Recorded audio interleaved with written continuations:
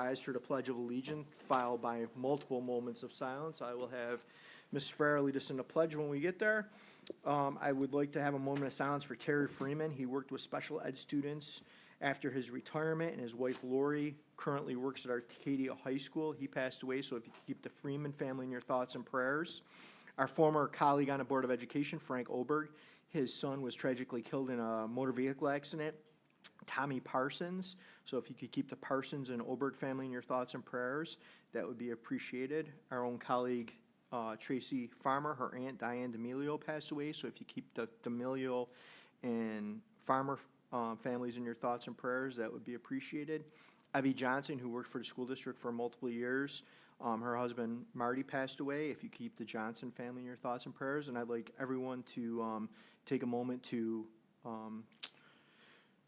recognize and give your sympathy to the people of Israel for what they've endured over the last 10 days or so, the terrorist attack and the horrible atrocities that occurred in Israel. So if you keep the Israeli people in your thoughts and prayers, that would be appreciated.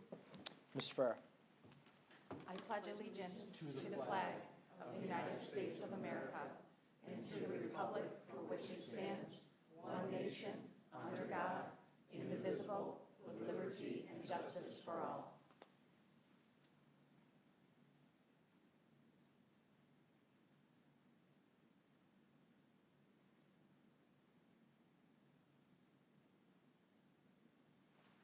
Thank you.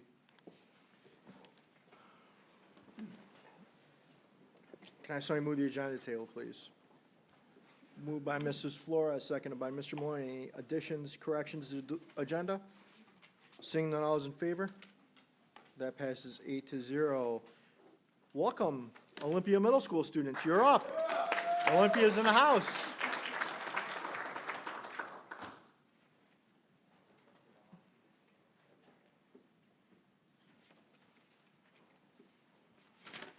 Good evening, everybody. My name is Charlie Passarell. I'm the proud assistant principal here at Olympia, and behind me are 5 wonderful, wonderful young men and women who prepared for the past 2.5 weeks for this presentation on what's been going on at Olympia Middle School so far this year. So without further ado, Olympia Middle School.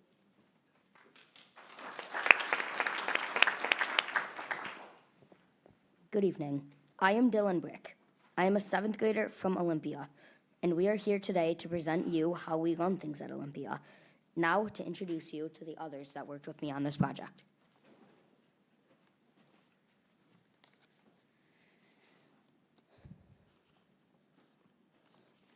Hello, I am Mia Cecil, and I am in 6th grade at Olympia. Hi, my name is John, and I am a 6th grader at Olympia. Hi, my name is Princess, and I'm an 8th grader at Olympia. Hi, my name is Divina, and I'm an 8th grader at Olympia.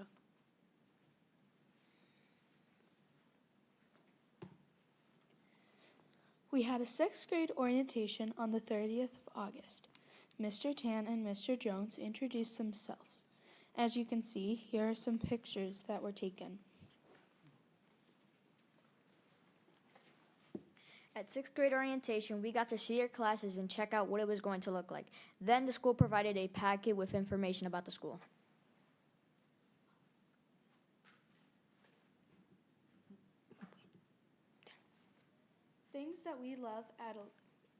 Things that us 6th graders at Olympia love are that I have felt very welcomed at Olympia and everyone is very kind.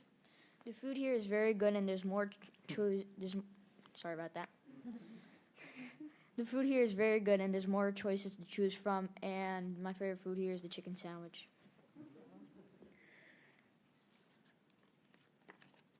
Having lockers has been an enjoyable experience/challenge. Learning our combination has been fun to learn, at least to me.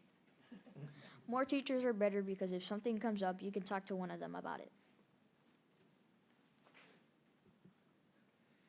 During the grade level specific assemblies, we went over the code of conduct while learning about our own rules as students to keep the building safe and strong as a whole school. As a continuation of last year's new rules, we learned about any new procedures with the yonder pouches. We continued to go over more rules and expectations. In the end, we went over the tardy policies.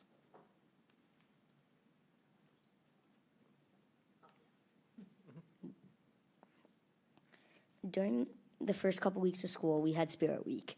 The first day of Spirit Week on Monday, we had Sportswear Day. Here are a couple pictures that we took of people in their sports gear. On Tuesday, we had Decades Day. Here are a couple pictures of people who dressed up in their Decades outfits. On Wednesday, we had Biker versus Surfer. Here are some of the people who dressed up and participated. Thursday was Favorite T-Shirt Day. These are some of the people wearing their favorite T-shirts. And on Friday, we had Green and Gold for all the younger kids and togas for seniors.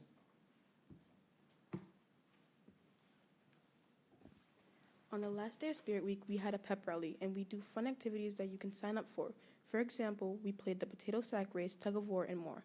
It's very exciting to be a part of and watch. Here are some pictures.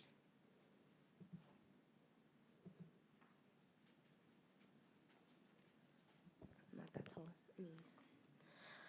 During open house, there was sign-ups forms for activities and clubs. For example, I would say spring and winter sports. There's also partial subs, and parents get to meet teachers. Oh, what just happened? On August 29th through August 31st, Olympia held a summer learning retreat led by admin and staff.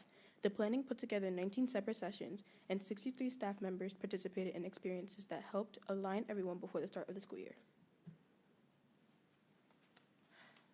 That's all. On October 6th was Superintendent's Day. Staff participated. This was ran by Principal Jones, which was highlighted by Selectee's levels of engagement, which explains how the brain activity works. Oh, my bad. Oh my God. Okay. Things that us middle schoolers are looking forward to are field trips later in the year. The new programs and extracurriculars. We are also having a spectacular event on October 30th. The different modules and learning experiences. Seabreeze and end-of-year trips. Musical concerts and performance. Sorry about that. Musical concerts and performances. Musicals such as Hairspray Olympia is doing this year.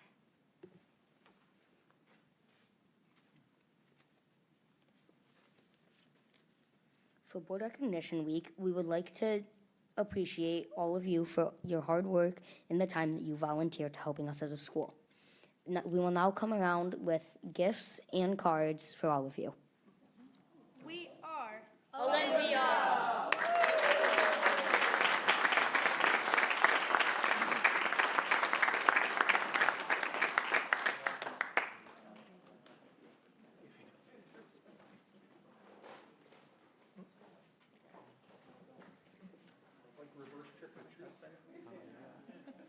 Oh, did he know about it, or did he go to a game? He just went to a game.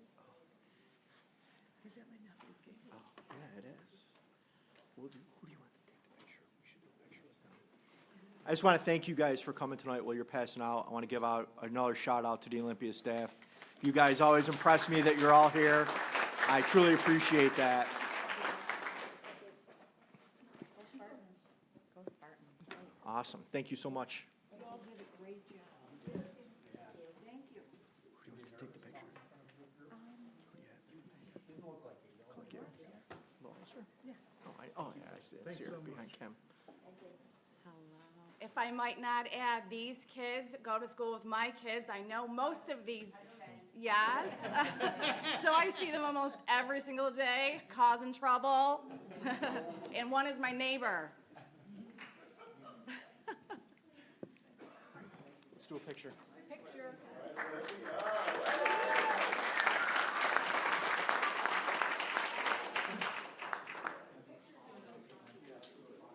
We'll have the Olympia staff. I'll come up too since you guys are here.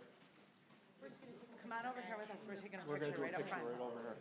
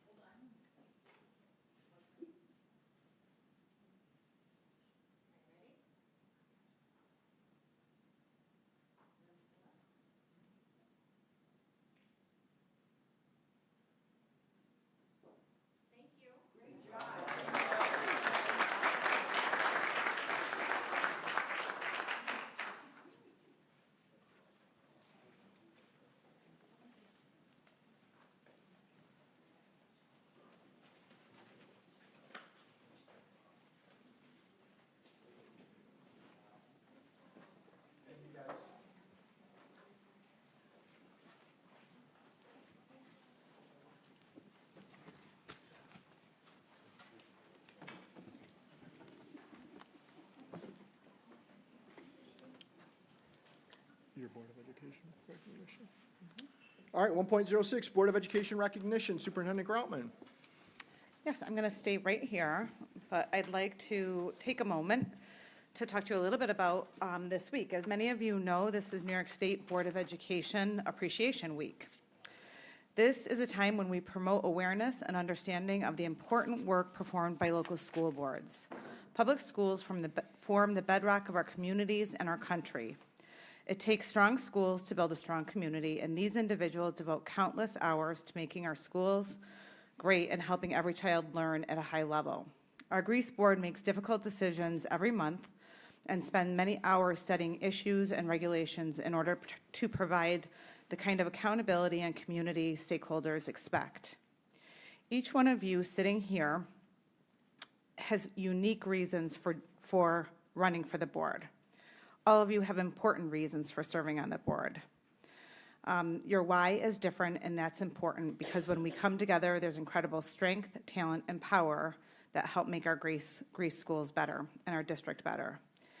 Tammy, I'm just going to talk to each of you for a minute. You are a listener, a thinker, and so very smart. You're a champion for community schools. You've participated fully on our Family and Community Engagement Committee, and you're chairing our Audit Committee. You sincerely recognize and appreciate the people and all of the human capital of this district. You take a moment, or you take time regularly to recognize the talent, the hard work, and the overall challenges associated with systems change, and I sincerely appreciate that. Bill, where's my Bill? Bill, this district is family to you. You understand the inner workings and the long, sordid history of Grease. You bring perspective as a staff member, as a leader, and a community member. You balance us and make sure that we have a strong understanding of operations and union relationships in this district. I appreciate the work that you've done supporting our transportation department, our facilities and operations, and working on the zero emissions mandate. So thank you very much for your service. Sharita is not here tonight, but I want to take a moment to recognize her service. She is the first woman of color elected to the Grease Board of Education, a significant accomplishment. She asks questions and shares opinions that promote and demand involvement and improvement here in Grease. She also has worked hard to impact our county with her committee work, specifically on the Legislative and Labor Relations Committee. Tracy, as a retired teacher, you bring an interesting element. You have a strong understanding of the instructional world, but also are keenly aware of the other bigger educational and world issues that we're facing. You have extensive knowledge of early childhood, of equity issues in education, and help us and hold us accountable to regularly consider the barriers that get in the way for our families and students. You are unafraid, you are unapologetic, but you are always a listener and respectful and value bringing people together. So thank you. Todd, our newest board member. Todd, you are curious, you are open, and you are data-driven. You want to fully understand and truly consider issues from multiple perspectives, and have worked so hard to learn a ton about pre-K through 12 education in such a short amount of time. You've asked lots of questions and made different suggestions to push our thinking and make us better in a short amount of time. Thank you for your support for public education and promoting strong accountability. Mark, well, you come to us from a banking finance background. You bring a genuine care and concern for literacy and our equity imperative to get all of our students reading at grade level by 3rd grade and to improve literacy across the district. You've contributed greatly to our committees and helping us select a new ELA resource that we do believe strongly will make a big difference in terms of our outcomes for all. So thank you.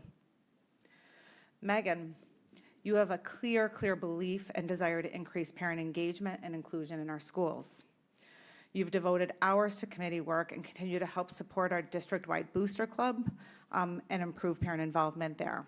Thank you for your service and your work on all the various committees that you've worked on. Terry, Ms. Vice President, in my 9 years as superintendent, I can't name a board member who has been more present, more accessible, and more available to our community. You're everywhere, and you're there to ensure that staff, students, and families feel your sincere support and your sincere care. Your committee work, your work with GEF, and your overall presence is so incredibly appreciated, so thank you. And Sean, Mr. President, as I have said before, you are a true servant leader from your time as a firefighter to now. Not many people understand the importance and the role of a school board president. To be a great president, it requires a strong understanding of governance, a strong understanding of the law, of the systems within a K-12 environment, of the people and the players and the culture of a community and schools, of the history of a district, what has come, and it also requires an exorbitant amount of time. You are in our district multiple times a week. You are available to me 24/7. I lean on you as a superintendent. I trust you. I consider you a friend, and you've made it possible to do a ton of work in this district throughout this year, but every year that I've worked with you, and I sincerely appreciate your leadership. I would end by just saying I would extend my sincere thanks and appreciation to all of our board members for all they do on behalf of our students, staff, and schools. So thank you so very much. Thank you, Superintendent Grotman. Moving on to staffing, can I have somebody move the staffing to the table, please? Moved by Mr. Maloney, seconded by Ms. Farmer. Any comments, questions, or concerns on staffing? Seeing none, all those in favor? That passes 8-0. Assistant Superintendent Larson. Wonderful. Thank you very much.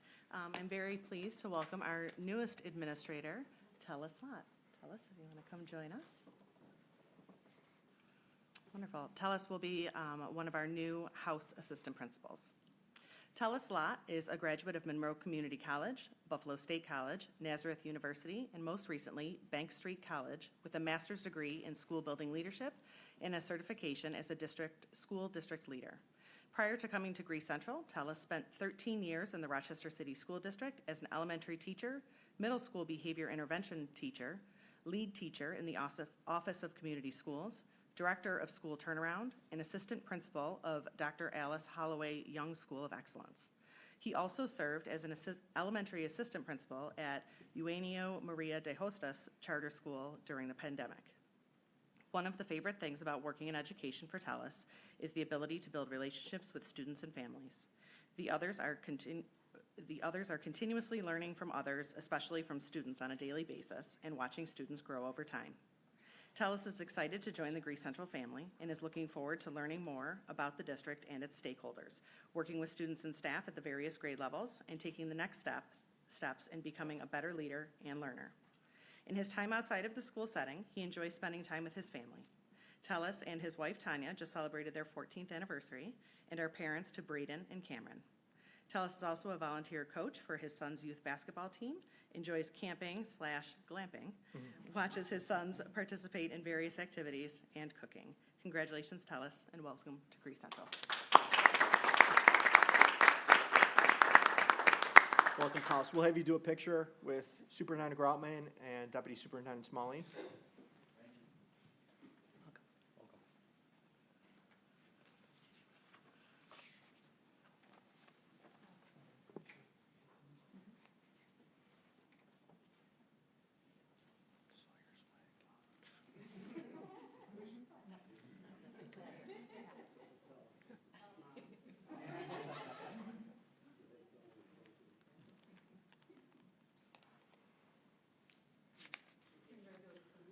Congratulations and welcome.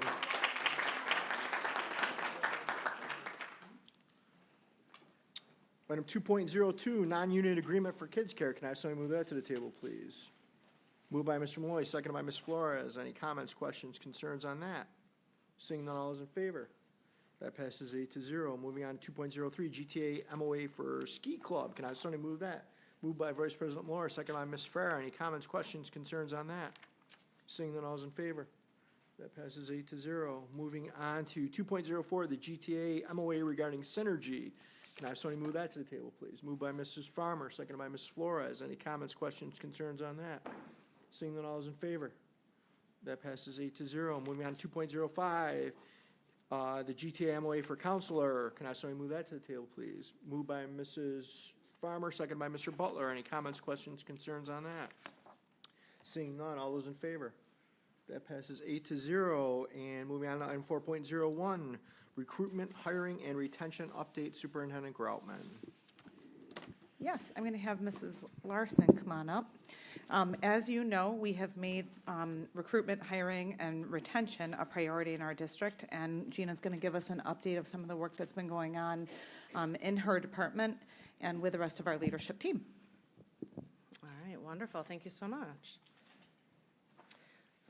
So, as I presented in early September, this is one of the strategic plan key focus areas this year and will be the main focus of the Department of Human Resources.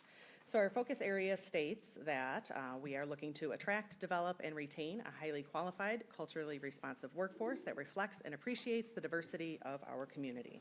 So tonight I want to share some challenges, our current state, and how we plan to address our growing needs in the area of recruitment, hiring, and retention. So let's start with some current challenges. So there are many challenges plaguing schools and districts' abilities to hire highly qualified teachers. This is an issue nationwide, but the data here is just from New York State. So here are some points to consider. First is a steep decline in enrollment in teacher prep programs. Though this data has plateaued a bit from the time that this data was put out, we're still currently at around 33,000. Down from almost 80,000 in 2010. With fewer teachers coming out of college, the pool of applicants is a fraction of what it was 10 years ago. On the other end of the career timeline, we have 1/3 of our teachers statewide eligible or soon to be eligible for retirement. This leads to that massive number that you see at the top of a projected 180,000 teachers needed over the next 10 years. Pretty staggering numbers there. So continued challenges for New York State. So the Department of Education has kept a list of designated teacher shortage areas for each state in the nation since 1995. At that time, New York State had 2 identified areas. This is the list for New York State. It has increased steadily over the past 10 years and now includes the 17 areas that you see listed. You'll notice that the 17 areas includes every single graduation requirement as well as every building block to get our students to high school in order to graduate. So those are the challenges. It's not all doom and gloom, I promise. So let's talk a little bit about current state. So to bring it a little bit closer to home, here is some of our own data. This summer, we were able to hire just over 100 teachers. While this was a wonderful success, not only for our hiring committees and for the Department of Human Resources, it does bring to light that we have more staff transition than we have had in the past. This is a trend across the county and across the state, as well as across the nation. Teachers are leaving the profession. They're relocating out of state. And then we have some teachers that are going to another local district just to cut down on their commute or to create a better work-home balance. So people are looking for convenience, and there is a lot more movement, I think, in all job categories than we would have seen even 5 years ago. Also on the upside, we have 34 of our teachers who have agreed to take on additional teaching responsibilities in order to keep our vacancies low and to ensure that we have highly qualified teachers in each of our classrooms. So that has really benefited us quite a bit. It helps us in the sense that it has kept our current vacancies down below 1% of our total GTA staff. So that is really significant, even in comparison to past years. So that is definitely some good news. We do have still some areas of pretty high need. We are in need, and again, these are the same trends that we're seeing across the county as well as across the state. We are in need of per diem and building substitutes, as well as key support positions. So our one-to-one support positions that support our students with special education, our teaching assistants and clerical positions, both in buildings and at district office, as well as bus drivers and bus attendants.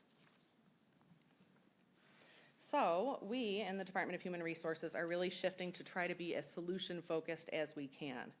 In thinking about how complex these issues are, we're looking at multiple solutions to address our struggles in recruitment, hiring, and retention. Obviously, there's not just one solution that's going to solve everything. We need to kind of chip away at it as much as we possibly can. So we've come up with some key focuses for each area that I'll share in the next few slides. Though everything that we're doing is a work in progress. We're really committed to learning as much as we can about the labor shortages that exist and the ones that are coming. And we'll work to continue to find new ways to address them. So I spoke about this as well in September. We've made some changes since, but in the area of recruitment, we are shifting our focus to what we're calling early intervention, meaning that we're looking to find creative ways to engage potential employees as early as possible. Our executive director, Jen Hendrickson, started a new program this year for our student teachers, long-term subs, and building subs to welcome them to Greece in their first few weeks of starting with us. She'll also do a closing event to celebrate their time with us, as well as interview them for possible employment. We'll be working with our teacher cadet students in high school, they'll be juniors and seniors, to create a plan for how they can continue to remain engaged with Greece Central and possibly employed with Greece Central while they enter into college in their teacher prep programs. So how can we hold on to them the entire time that they're in college so we never really lose track of them? So we're gonna work on holding on to them. We'll also be working with our high schools to participate in the career fairs to highlight options that our students have for employment in Greece during their possibly senior year. Some are going into senior year, depending on their age, as well as right after college or right after high school. And last, we'll be exploring new partnerships with local colleges to host interns and residents. These are professionals who are part or most of the way through certification, who will work for us in a supervised capacity for a year and then remain on with us once their certification is complete. So it's a really a good way to kind of recruit and retain new folks. In the area of hiring, we're working on creating more efficient processes so that applicants are contacted and screened for employment in a more timely manner. One of our strategies is to centralize this process, which is a huge undertaking because we're such a large system. This is something that the Recruitment and Retention Committee is currently focusing on. The goal is to have this completed prior to our hiring season this spring. This would include a process to screen candidates for their classroom readiness and their desire to work in Greece, as well as to prepare them for a full team interview at the building level. So we'll be engaging employees from across the district to help us with that process as well. In addition, we'll still hold our recruitment events for GTA as well as other units, and we'll continue to include our parent volunteers, teachers, support staff, and administrators to support at those events. So speaking of efficiencies, I wanted to share this slide. This is just a snapshot of our staffing and hiring timeline for the year. These 3 bullets summarize about 90 steps that occur behind the scenes that our department takes to ensure that we are meeting our timelines for budget process, as well as getting our anticipated vacancies posted as early as possible. So each year, we go through the staffing and hiring timeline, and the second it's finished, we go through and say, okay, what can we fix? Where can we create efficiencies? How can we fix the timeline? How can we make this better? And we pretty much start it all over again. So what's really great about the staffing and hiring timeline that we've created is that every leader in the district plays a role in the process. So there's really a lot of communication and a deep understanding of what our building needs are. As noted here from the researchers at LinkedIn, research shows that employees who are a good culture fit have greater job satisfaction, superior job performance, and were more likely to stay with the company. So we want to make sure that we're keeping the valuable employees that we do have. So we're going to continue to focus on choice, voice, and growth for the employees that we have. We'll continue the work of reviewing and assessing our hiring practices and support structures, and we're going to gather staff voice through the perception surveys that we do every year, as well as stay interviews to determine what changes need to occur. We're going to work this year on reviewing all of our anti-bias training as well as all interview materials to make sure that we're really staying current with the hiring trends that are out there. We also offer mentor opportunities and career ladder opportunities to all of our employees that are looking to grow within our unit. We've worked really hard to remove some of the stigma that has existed around getting a mentor, especially if you're somebody who has been in your position for a long time. And we've really kind of pushed it a little bit more because having that mentor relationship, we have found, has been really, really valuable for not only a lot of our leaders, but a lot of our teachers and other staff. So we're really trying to work on getting as much mentorship out there as possible. So with that, you know, there are certainly a lot of challenges out there. We have a lot to celebrate right now, but this is definitely going to be a year or several years of learning and really being creative around how we're going to solve the issues that are coming our way. So what questions do you have? Mr. Butler. Thank you for the presentation, but more importantly for all the work that you and your team are doing every day. I think it's an amazing accomplishment to be at the 1% threshold that you described. I mean, that's quite an accomplishment that I think in almost any district or any field, people would be very proud of. So I appreciate the onboarding conversation that you had around focusing on the first days. It reminded me of an article that I had just seen this week of a national study that was done that showed that 70% of new hires decide if a job is right for them in the first 30 days. And 29% decide in the first week. So that first week, first month is critically important, so I'm glad you're focusing on that. And my last comment and question, that's putting you on the spot with this, but is there something, because the demographic shift that we're experiencing in this country in terms of the number of people in the workforce is a large part of the cause of this challenge that we and every other field are facing. But there are things that could be done at a systemic level by the state around alternative pathways to certification and things like that, that I think if we as a board and as community members could advocate for some of those things, we could actually have as much impact or more as all the work that we could do in, you know, trying to be smarter with recruiting and things like that. So if we can identify some of those opportunities as a board, I think it could be powerful for us to do some advocacy. I think there's a lot of opportunity. Thank you for that. There's a lot of opportunity for advocacy at the state level.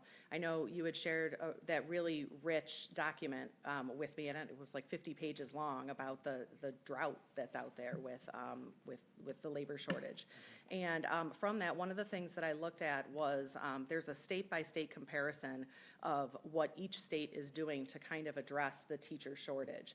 And what was really interesting was going into it, I had a lot of assumptions about how far ahead New York State is, because in education, we're considered leaders in education. But I feel like New York State has such high standards and is refusing to even consider alternative pathways or even being creative in what we're doing, that other states are light years ahead of us now in getting around the labor shortage by being creative and coming up with alternative pathways. So I do think that advocacy is wonderful. I also think that there are ways that we can also look at being more creative within the constraints that we have right now.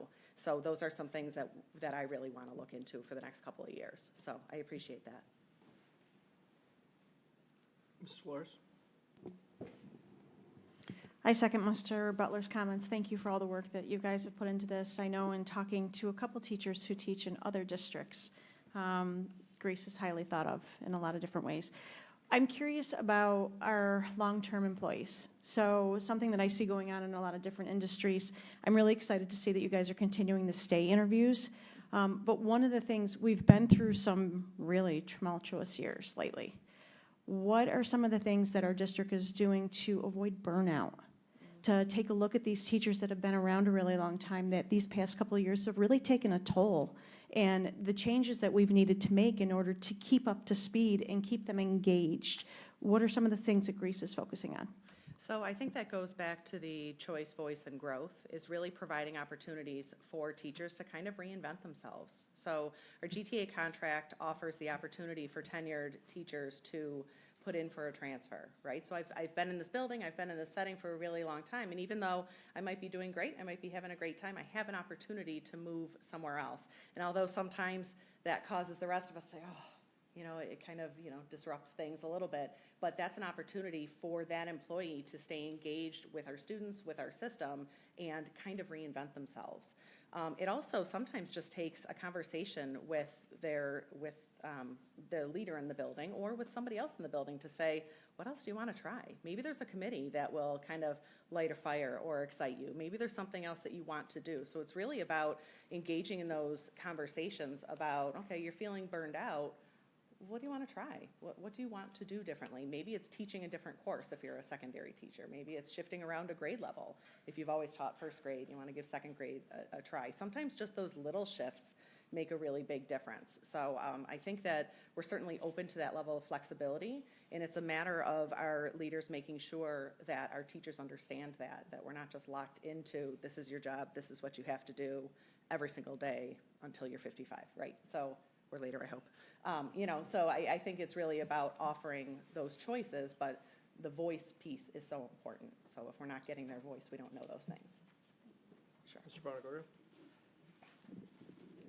Thank you, and I too want to just commend you for all the work we as a district are doing, you as the district are doing. It's obviously a very challenging job. Being a teacher has so many demands on it, not just teachers, bus staff, cafeteria, all of that, right? But, so I love the idea that, you're continuing with the stay interviews, that kind of information is really valuable. Onboarding in many organizations, it's a challenge. Doing it right is important. So I'm interested to hear more about the mentoring. How does that apply as teachers come into the district? And then you mentioned teachers who may have been in a position for a long time. Are we doing that now? Can you just give me a little bit of flavor of what that looks like? So, a couple of things. Sorry, there was a lot of things, so I have a lot buzzing around in my head. So first, with the onboarding, one thing that we changed that I think is pretty significant, coming if I put my principal hat back on. So in the past, all of the onboarding was just taken care of at Human Resources. So you come in, you're a new employee, we take care of like all of the things, and then we send you on your way. You show up the first day, and like you show up. You're there, and you kind of navigate your way around, and you do whatever.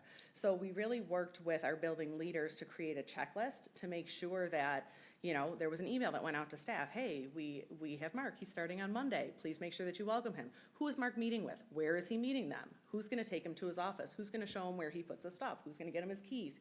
Like this whole thing, so that that first day goes great. What other things are going to happen during that first week, so that we make sure that that first week goes great for you? And, all of those onboarding things that my office can't do, right?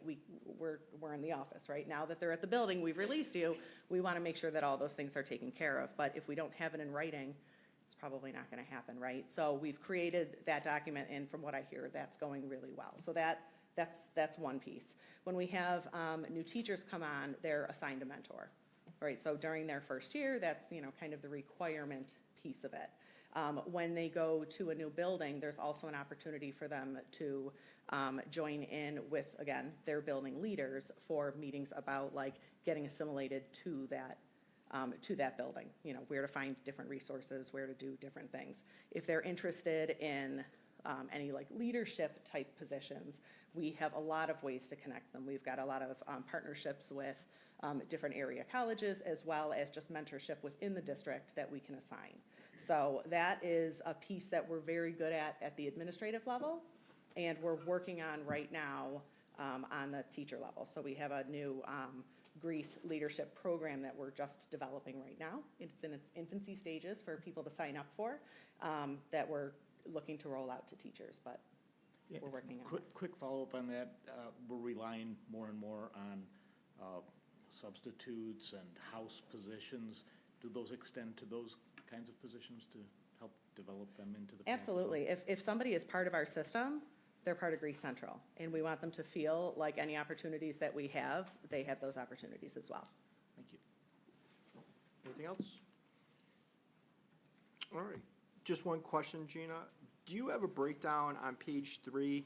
You talked ages of the employees. Do you have a breakdown for us, for our teachers, or no? Which one's page? Oh, this? Yep, that little circle graph to the right there. I Like- do, of how many of our teachers Yeah, like are- what would fall into those criteria? So I can tell you, I actually thought that that might be a question. So I can tell you that over the past few years, we have had 20 to 30 retirees each year, which is about 2.5% of our GTA. However, close to 10% of GTA is of retirement age. So we have many that choose to stay around, which is wonderful. You know, they're obviously engaged and enjoying their work. But that's where we are. So traditionally, it's been around 2.5% or that 20 to 30. Thank you. Sure. Ms. Farah? You brought off something, sorry. Just to go off of that, so we mentioned there was 42,000 teachers that we've lost since 2009, probably more to date, because it ended on the 17th. Any specifics that we saw throughout the years that contributed? Is there reasons? I know that you said a lot of them moved. Any reasons why they've moved out of state? Any correlations that you were seeing? So the data on this slide, I think that you're referring to is teachers who are enrolling in teacher ed programs, not who have left the profession. You are So correct. two My different data apologies. points, both similar, but that is just, who's enrolling in programs and how that decline has continued. Thank you. Sure. Thanks, Gina. All right, moving on to 5.01, quarterly reporting of professional service contracts greater than 50,000 for 23-24. Can I have somebody move that to the table, please? Moved by Mr. Butler, seconded by Ms. Flores. Any comments, questions, or concerns on that? Seeing none, all those in favor? That passes 8-0. Moving on to the 5.02, American Rescue Plan approval. Can I have somebody move that to the table, please? Moved by Vice President Moore, seconded by Mrs. Farmer. Any comments, questions, concerns on that? Seeing none, all is in favor. That passes 8-0. Moving on to 6.01, quarterly reporting of service contracts exceeding 20,000 but less than 50,000. It's written information only. Does anybody have any questions? I have a question and I have a comment. On the question, and maybe Dr. Colicchio, this is going to most appropriately go to you, the $42,000 we send to the Monroe County Public School Athletic Conference for our league dues for Arcadia, Athena, Odyssey, and Olympia, what do we get for that? Is it athletics? Yep. That would be Gina. Oh.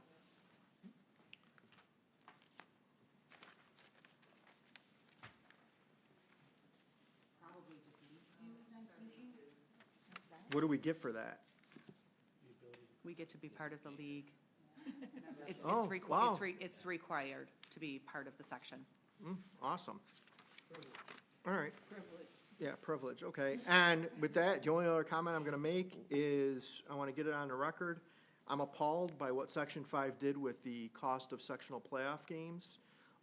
That price increase is outrageous.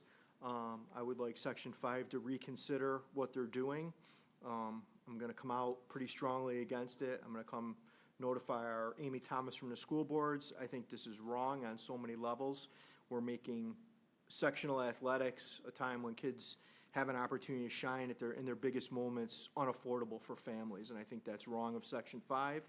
And I would like to think of something maybe as a school district, if there's a way we can work around that as Greece Central.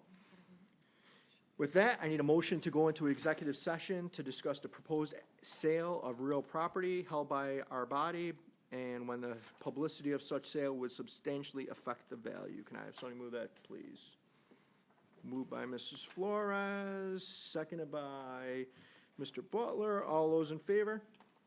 That passes 8-0. We're going to go into exec session, and we'll adjourn the meeting from there. Thank you, everyone. Have a good evening.